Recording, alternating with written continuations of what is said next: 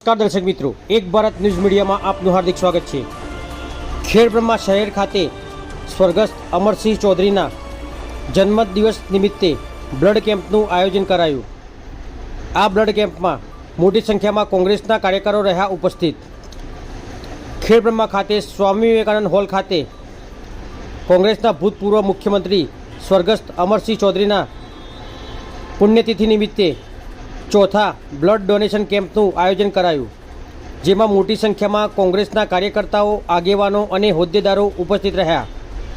કાર્યક્રમનું ઉદ્ઘાટન કોંગ્રેસ ધારાસભ્ય અને ઉપનેતા ગુજરાત વિધાનસભાના શૈલેષભાઈ પરમારના હસ્તે કરવામાં આવ્યું હતું।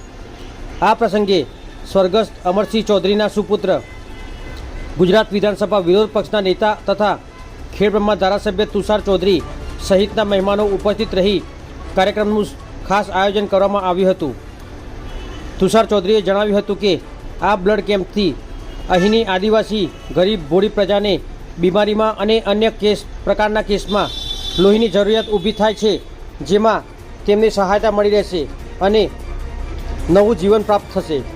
કાર્યક્રમમાં પધારેલ મુખ્ય મહેમાનોમાં રામાભાઈ સોલંકી, રાજેન્દ્રભાઈ પારગી, અશોકભાઈ પટેલ, સુરેશભાઈ પટેલ, અરુણભાઈ પટેલ, રાજેન્દ્રસિંહ ઠાકોર, વનરાજસિંહ રાઠોડ, ઇમરાનભાઈ ઠાકોર, રતનબેન સુતરિયા, લીલાબેન ડાભી, ભંવરસિંહ ચંદાવત, અમિતભાઈ શર્મા, શાંતિભાઈ ગમાત તથા રાજુભાઈ ડોન સહિતના તાલુકા જિલ્લાના હોદ્દેદારો ઉપસ્થિત રહ્યા હતા।